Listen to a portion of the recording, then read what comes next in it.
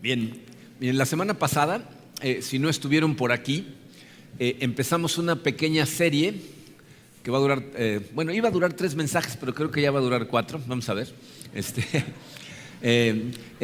para celebrar la Pascua. La Pascua es el domingo que entra, es el día más importante para nosotros los cristianos. Celebramos la muerte y resurrección de nuestro Señor Jesucristo. Pero les decía la semana pasada que para que tú realmente puedas apreciar, valorar lo que pasó en la cruz de Cristo, hay ciertas cosas que necesitas tener claras antes para poderlo ver por lo valioso que realmente es.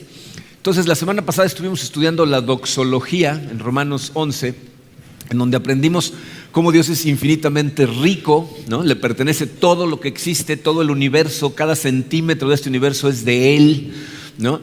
Vimos cómo es infinitamente sabio, ¿no? Sabe todo lo que está pasando en todos los confines del universo, en todo momento, desde el principio de la historia hasta el final, todo lo conoce, pero no nada más físicamente. Sabe también cada evento que ha sucedido o que va a suceder y qué ramificaciones van a traer esos eventos, que van a causar qué ramificaciones, que van a causar qué ramificaciones a todos los niveles en la historia del universo. Todo lo conoce Dios.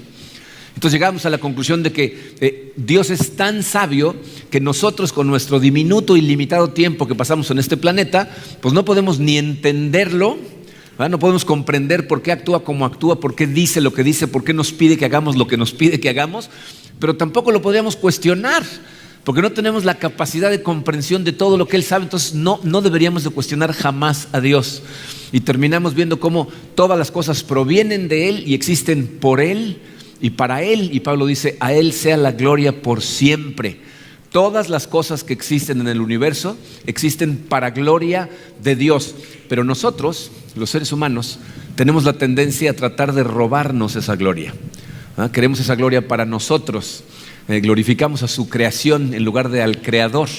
Entonces terminamos la semana pasada con una pregunta que nos quedamos en suspenso, ¿se acuerdan? ¿Cómo responde Dios ante los hombres, ¿verdad?, que lo menosprecian, que hacen menos su nombre y que le roban la gloria? Les dije que las respuestas de Dios eran 2 y las 2 eran extremadamente severas. El día de hoy vamos a estudiar principalmente la primera, aunque le vamos a dar una pincelada a la segunda. La segunda la vamos a ver a profundidad la semana que entra, pero hoy vamos a analizar la primera respuesta, que como pueden ver en su programa, es una respuesta insuficiente. Vamos a ver por qué es eso.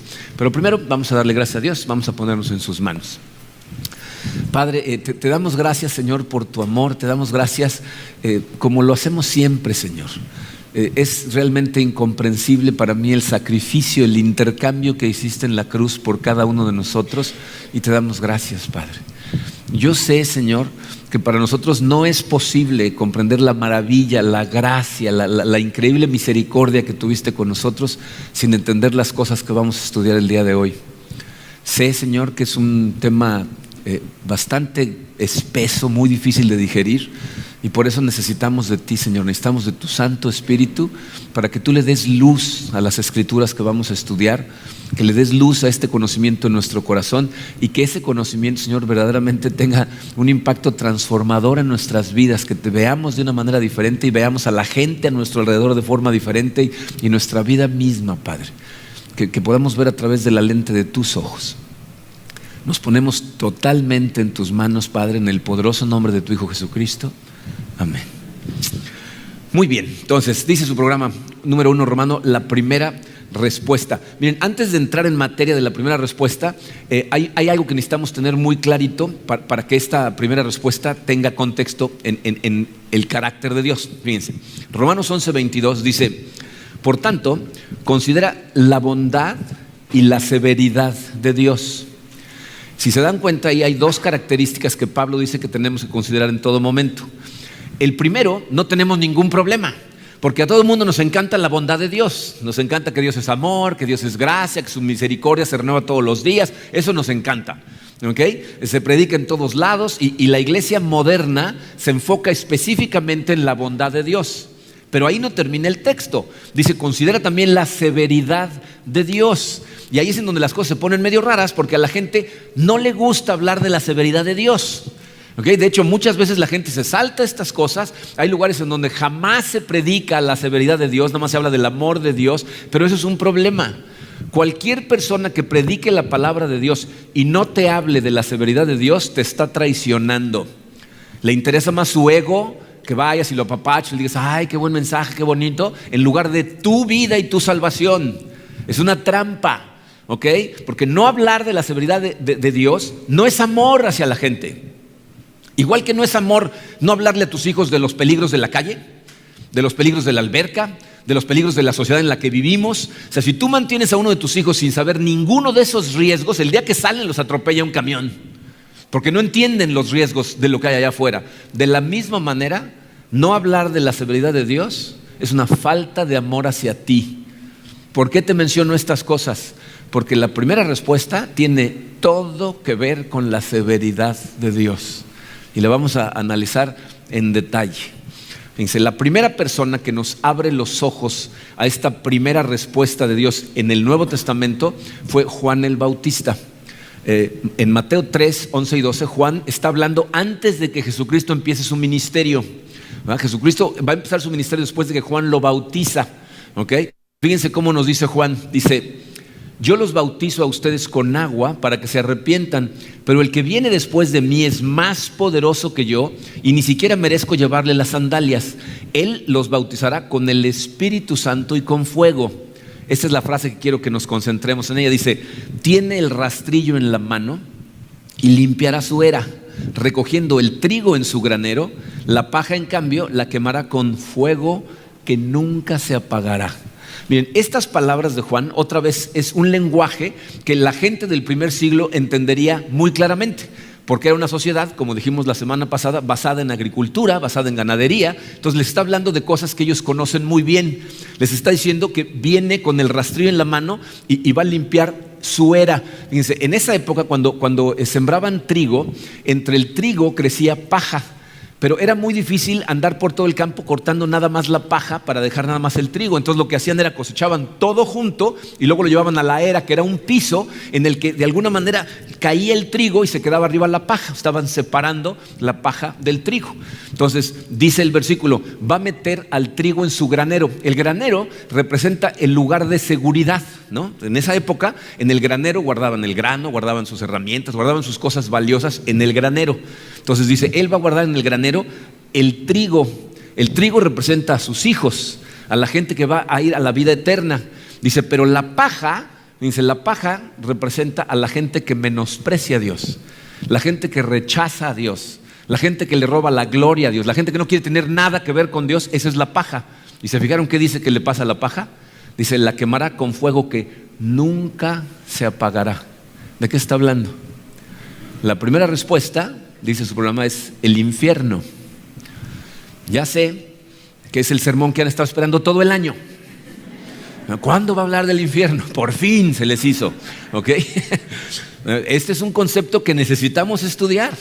¿Ok? Miren, si tú lees los evangelios y escuchas las enseñanzas de Jesucristo, te vas a dar cuenta que Jesucristo habló más veces del infierno que del cielo. De hecho, 11 veces Jesucristo le habla a la gente del infierno. Cuando la palabra que nosotros traducimos como infierno, la que utiliza Jesucristo es Gehenna. Gehenna era una referencia a un pequeño barranco que existía al sur de Jerusalén, en donde más o menos como 100 años antes de Cristo hubo una serie de asesinatos así medio misteriosos. Entonces la gente empezó a considerar ese lugar como un lugar maldito. Entonces lo que hicieron es convertirlo en un basurero. Esa barranquita iban y tiraban toda la basura de Jerusalén, todos los desechos, animales muertos, todo lo que no querían iban y lo tiraban ahí y luego le prendían fuego. Entonces siempre estaba encendido, siempre estaba o en llamas o por lo menos ese fuego latente. ¿Han visto cómo se quema la basura? Que no hay llamas pero se está quemando. Entonces todo el tiempo echaban basura, prendían fuego, echaban basura, prendían fuego. Entonces Jesucristo les está mandando una imagen muy clarita de que es un lugar de desechos, un lugar maldito en donde siempre hay fuego, el infierno. Lo que vamos a hacer ahorita al principio es quiero tratar de crear una imagen en tu cabeza de lo terrible que es ese lugar, que va a ser ese lugar, el infierno. Mira, vamos a ver varios versículos. En Mateo 18, versículos 8 y 9, Jesucristo le está enseñando a la gente y les dice: si tu mano o tu pie te hace pecar, córtatelo y arrójalo. Más te vale entrar en la vida manco o cojo que ser arrojado al fuego eterno con tus 2 manos y tus 2 pies. Y si tu ojo te hace pecar, sácatelo y arrójalo. Más te vale entrar tuerto en la vida que con 2 ojos ser arrojado al fuego del infierno. O sea, aquí Jesucristo nos está diciendo, el infierno es un lugar tan terrible que si parte de tu cuerpo te hace pecar, mejor arráncatela. No es algo literal. Si estás pecando, no te arranques el ojo. Recomiendo consejería primero, ¿ok? Pero el mensaje de Jesucristo es, fíjate, el infierno es un lugar tan terrible que, fíjate, sería mejor para ti no hacer nada que puedes hacer con tus manos, nunca en tu vida. O sea, que nunca pudieras acariciar a una persona a la que amas, que nunca pudieras tocar un instrumento, que nunca pudieras sentir la arena del mar o el agua, ¿no? Que nunca pudieras hacer nada de lo que haces con tus manos. Sería mejor eso a hacerlo, pero terminar en el infierno. Que nunca pudieras hacer algo que puedes hacer con los ojos, o sea, que nunca vieras la sonrisa de la gente a la que amas, o un atardecer, ¿no? o un bebé recién nacido. O sea, las cosas que más te gusta ver, dice, sería mejor que nunca vieras nada de eso, pero entras a la vida eterna, que verlo y perderte. Entonces ya nos empieza a mandar una imagen de que este debe ser un lugar tan terrible que habría cosas que valdría la pena sacrificar con tal de no estar ahí. ¿Okay? Este que sigue, fíjense, el pasaje que sigue, nos empieza a atar un poquito cosas que vimos la semana pasada con lo que nos va a decir en este pasaje. Si tu Biblia tiene títulos arriba de ciertos pasajes, a este pasaje se le conoce como el día del juicio final, en donde dice que Jesucristo va a llegar con sus ángeles y va a empezar a separar a sus hijos de la gente que rechazó su nombre. Y entonces les dice a los que separa mal, les dice, ustedes, ¿verdad?, no van a entrar porque me vieron con hambre y no me dieron de comer, me vieron con sed y no me vieron de beber, me vieron con frío y no me taparon, ¿verdad?, me vieron forastero y no me invitaron a su casa, me vieron en la cárcel y no me fueron a visitar, ¿no? Y entonces esa gente le va a decir, ¿cuándo te vimos haciendo esas cosas y no te pelamos? Y esta es su respuesta, Mateo 25, 45, 46. Él les responderá, les aseguro que todo lo que no hicieron por el más pequeño de mis hermanos, tampoco lo hicieron por mí. Aquellos irán al castigo eterno y los justos a la vida eterna. Fíjate, aquí vemos la importancia de cosas que analizamos la semana pasada. La semana pasada, fíjense, estudiamos que absolutamente todo lo que tienes viene de Dios. Todas las cosas que tienes, todo lo que tú eres, ¿verdad?, todos tus recursos, tu casa, tu coche, todo lo que tienes viene de Dios. Y yo sé que hay gente que dice, no es cierto, yo trabajo muy duro, me gano el dinero y con eso lo compro. Bueno, tu capacidad de trabajar te la dio Dios. La mente con la que piensas para trabajar te la dio Dios. El cuerpo que utilizas para trabajar es un regalo de Dios. Todo lo que tienes viene de Dios, pero no te lo dio para que te lo gastaras en ti. Te lo dio para que reflejaras su gloria con todo lo que te da. Cuando la gente únicamente utiliza las cosas pensando que son suyas en las cosas que ellos quieren para ellos mismos, le están robando la gloria a Dios.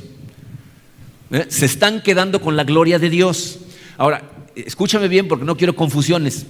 El enfoque principal de ese pasaje no es tienes que salir corriendo a darle de comer a los pobres. Es vive tu vida para gloria de Dios. Todo en tu vida debería de glorificar a Dios.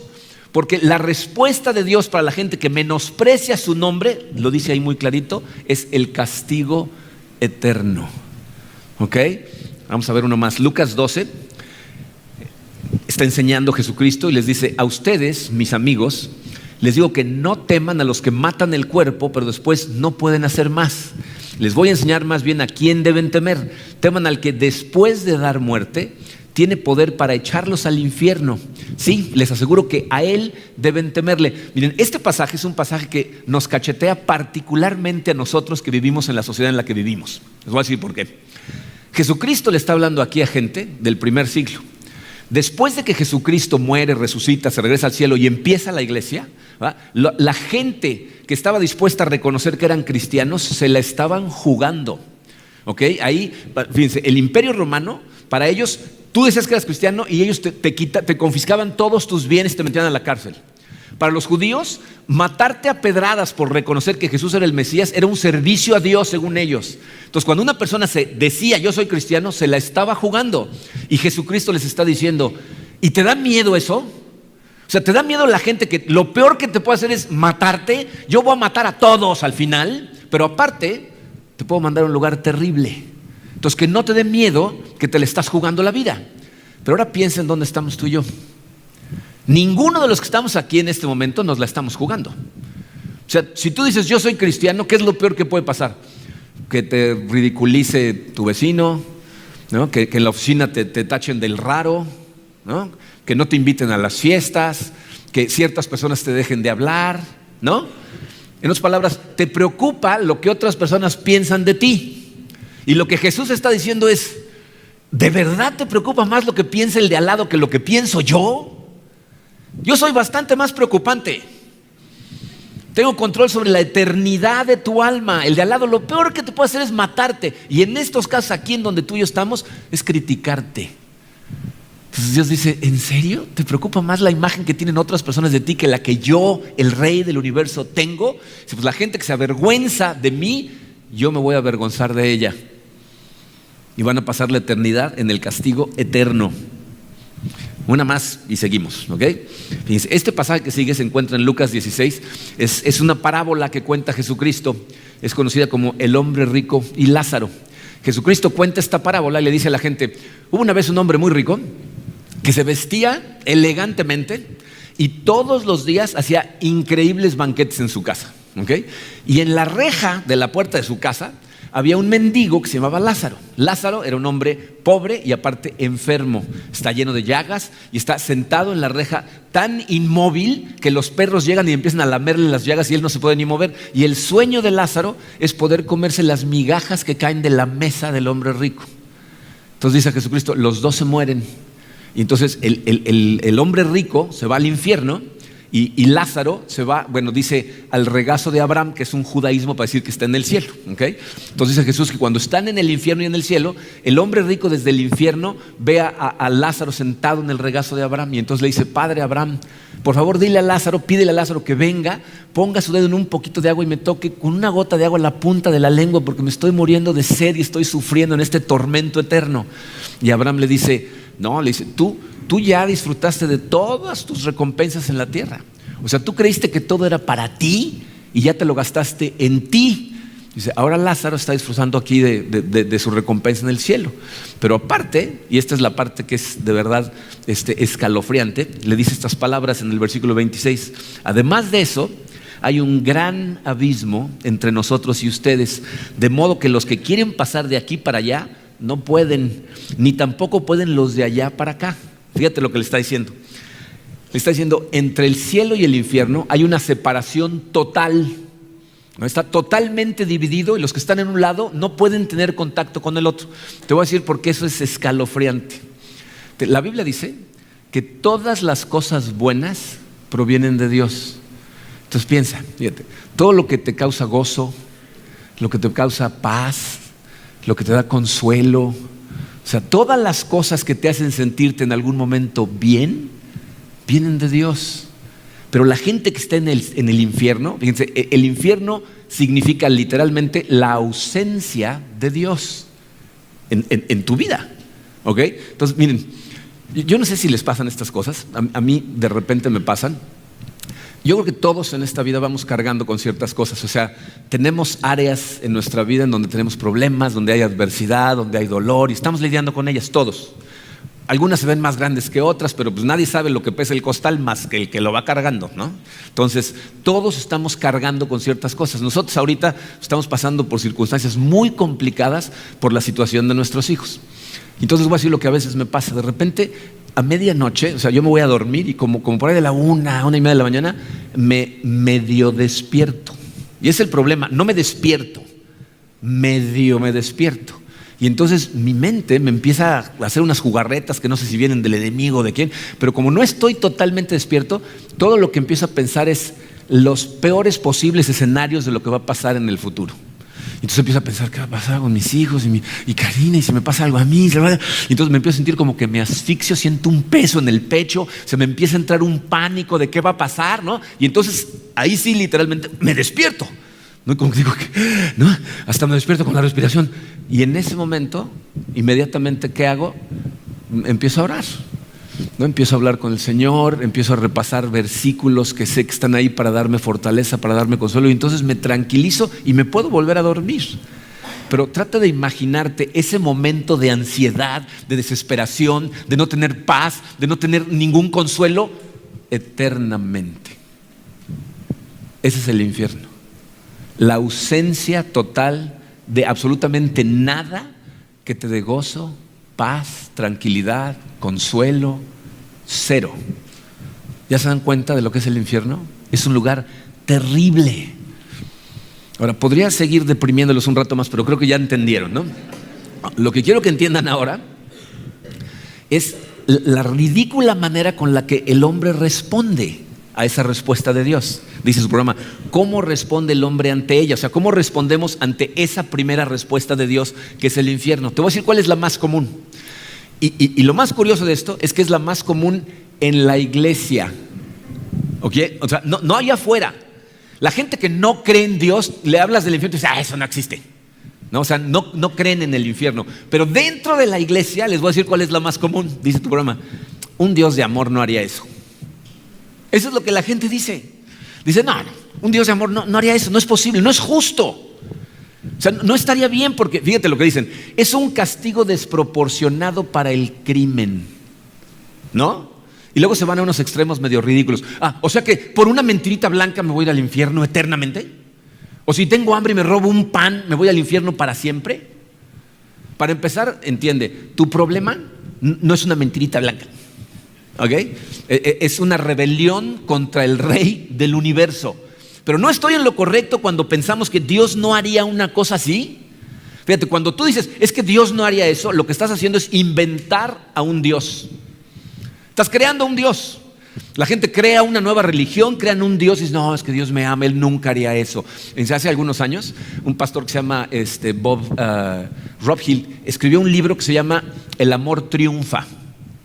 Y en ese libro él decía que el amor de Dios es tan poderoso que al final toda la gente se va a ir al cielo. Un pastor, toda la gente se va al cielo. Lo entrevistaron en la televisión y él no se esperaba que el entrevistador era una persona que conocía las escrituras muy bien. Y entonces le preguntó, le dijo, ¿usted me está tratando de decir que no importa en qué ponga mi fe ni cómo viva mi vida, yo de todas maneras me voy a ir al cielo? Bueno, entonces le daba vueltas y vueltas, pero al final decía sí. Entonces le dice, ¿y en qué lo basa? Con la Biblia en la mano, ¿en qué lo basa? Le dijo, no, yo simplemente lo sé. ¿Simplemente lo sabes? Quiero que te des cuenta de lo que estás haciendo cuando dices, ese castigo es demasiado grande para el crimen. Lo que estás diciendo es, mira, menospreciar el nombre de Dios no es para tanto. O sea, lo estás menospreciando más. No es posible que el infierno exista para la gente que menosprecia el nombre de Dios y en respuesta al infierno lo menosprecies todavía más. Dices, no sea payaso, no exagere, ¿no? Eso es lo que le están diciendo a Dios.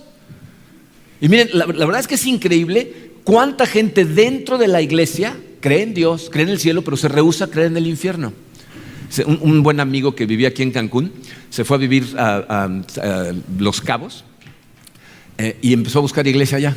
Y un día que vino de vacaciones me dijo, no hombre, me costó un trabajo. Dice, fui a una en donde tuve una reunión con la gente para platicar y cuando les pregunté de esto me dijeron, no, pero no crees en eso estrictamente hablando, ¿no? Nadie se va a ir al infierno realmente.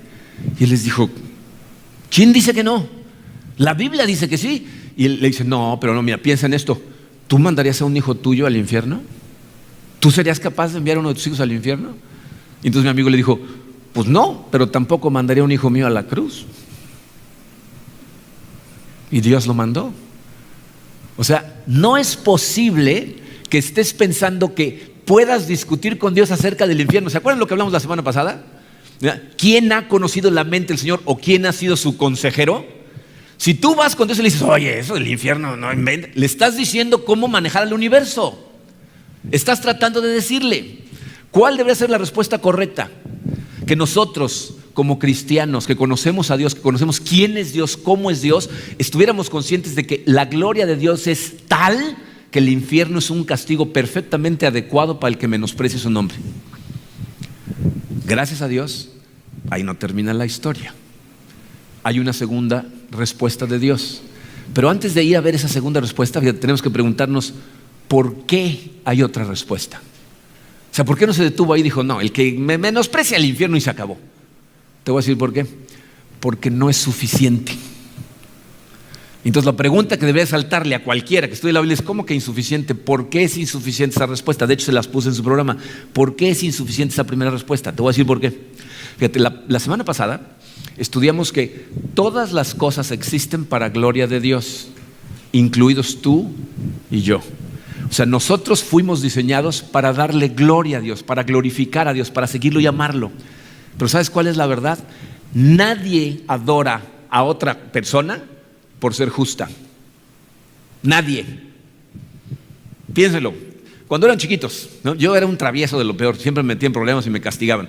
¿Ustedes creen que alguna vez mi papá me dijo, estás castigado una semana sin ver tele? Y yo dije, gracias Señor por el justo Padre que me enviaste, que me da los castigos más correctos.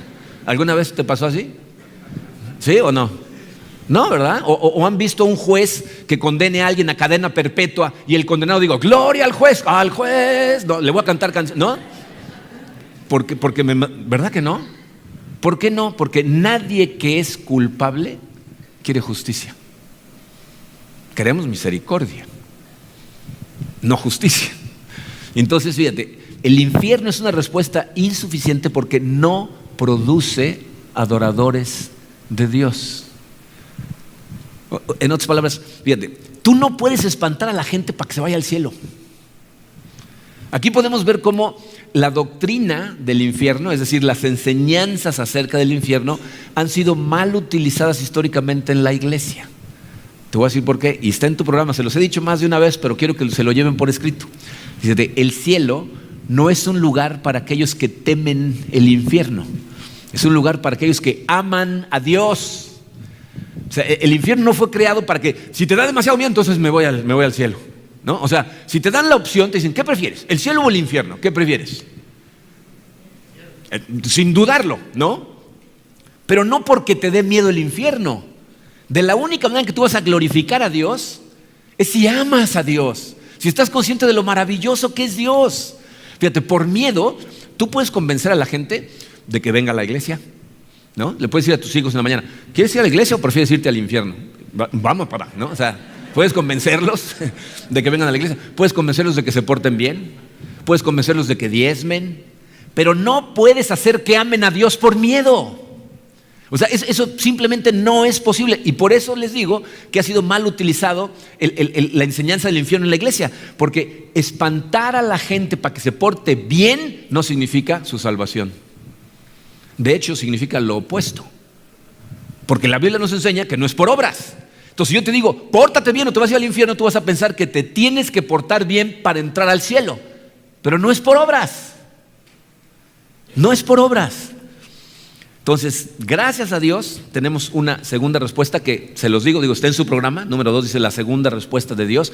No tenemos tiempo para verla el día de hoy, la vamos a analizar con mucha calma la semana que entra, pero hay cosas que sí quiero platicar con ustedes que necesitamos tener muy claras para entender la cruz, ¿ok? Fíjense, en Romanos 11:32, Pablo dice, en fin, Dios ha sujetado a todos a la desobediencia con el fin de tener misericordia de todos. Aquí ya, fíjense, nos encontramos con lo que parece una incongruencia. ¿Cómo es posible que Dios sea misericordioso y justo al mismo tiempo? O sea, ¿cómo puede Dios no cumplir lo que dijo que iba a hacer para la gente que menospreciara su nombre? Como cualquier juez. O sea, tú imagínate cualquier juez, imagínate que le llevan al juez a una persona y le dicen, atrapamos a este individuo en el acto mismo de asesinar a otra persona. Y que el juez le preguntara, ¿cómo se siente al respecto? Pues la verdad estoy muy arrepentido. Ah, bueno, entonces déjenlo ir. ¿Se hizo justicia?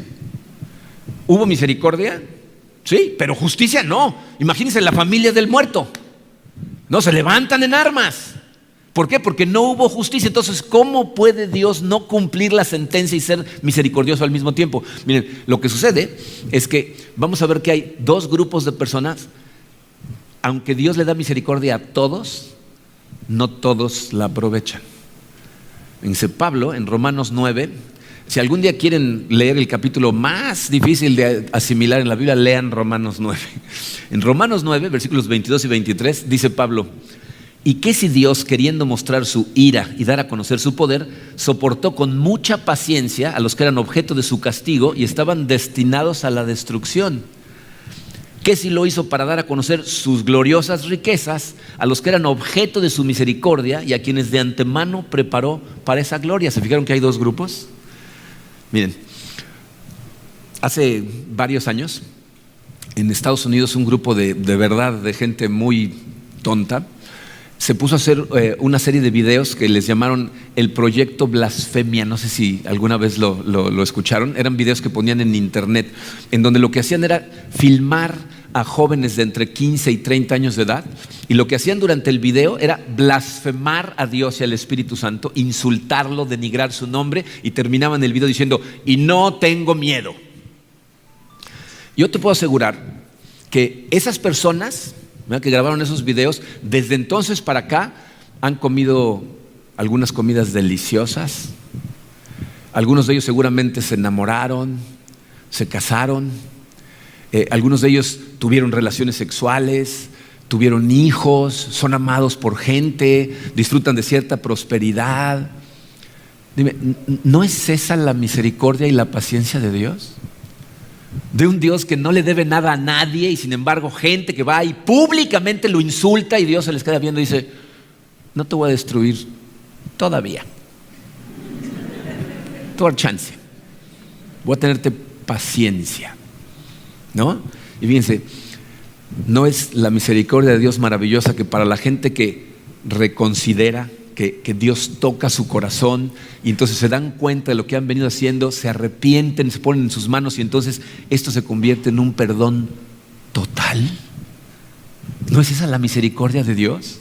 Y bien, vamos a hablar de eso a detalle la semana que entra. Pero miren, quería que les quedara muy clarito por qué estamos hablando de esto. O sea, ¿qué estoy tratando de lograr al hablar de un tema que es verdaderamente tan difícil de asimilar? Dos cosas. Tú no vas a poder adorar a Dios y comprender lo glorioso de lo que pasó en la cruz si no conoces primero quién es Dios, cómo le has estado robando la gloria y cuál debería ser el castigo justo por robar esa gloria. Si no entiendes esas tres cosas, la cruz te va a ser indiferente. Vas a oír de la cruz y vas a decir: ay, sí, qué padre. O sea, cuando seas consciente de que lo que merecemos tú y yo es irnos al infierno literalmente, entonces vas a ver la cruz y vas a decir: gloria a Dios. Necesitas entenderlo. Pero aparte, ¿saben por qué necesitamos hablar de estas cosas de vez en cuando? Porque yo creo que a la mayor parte de nosotros constantemente se nos olvida las increíbles implicaciones que la eternidad va a traer para montones de personas. No tenemos un peso en el corazón cuando vemos a la cantidad de gente que va caminando hacia ese tormento eterno y que no lo ven. Estaba en comunicación con una persona que me manda preguntas por un medio de comunicación, y me decía: vi una persona que publicó esto, ¿cómo le callo la boca? Le digo: no se trata de callar boca, se trata de abrir ojos. No se trata de ganar discusiones, sino que la gente entienda lo que está haciendo al menospreciar el nombre de Dios. Pero tenemos ese peso en el corazón.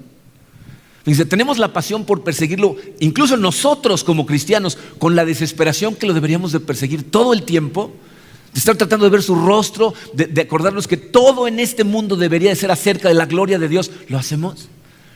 Dice, David escribió este salmo, el Salmo 42, versículos 1 y 2, dice: cual siervo jadeante en busca de agua, así te busca, oh Dios, todo mi ser.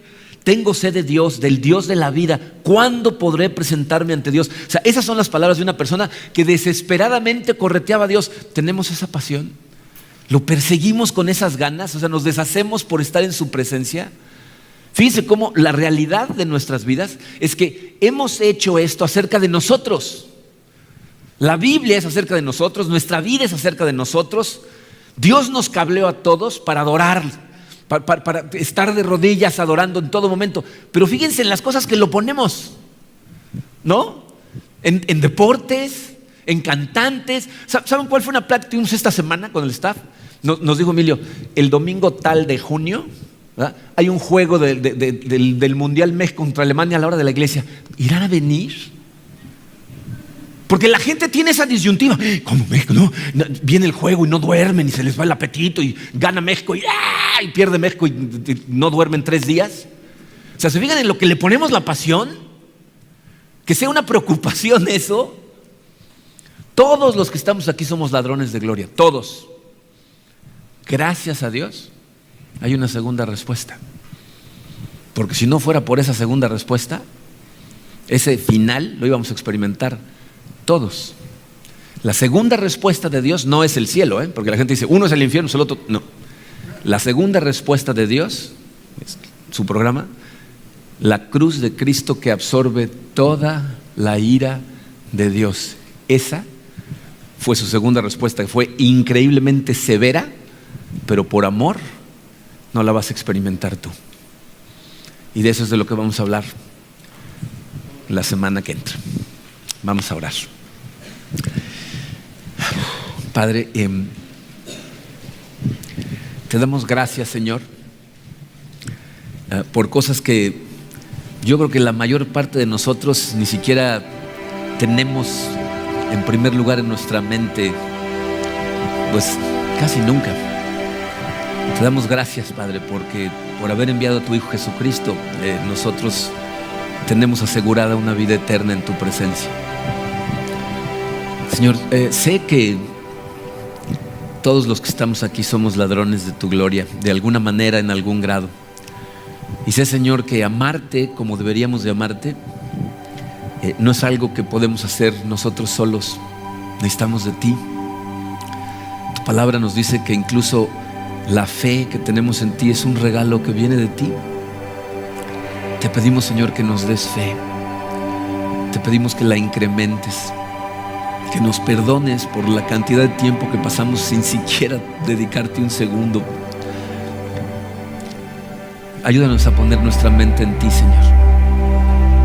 Ayúdanos a recordar lo hermoso y maravilloso que eres, lo inmenso de tu misericordia, pero lo agradecidos que deberíamos de vivir contigo, tratando de reflejar tu gloria en todo lo que hacemos, Padre. Ayúdanos, Señor, a arrepentirnos por la indiferencia que sentimos ante la cantidad de gente que está destinada a la destrucción.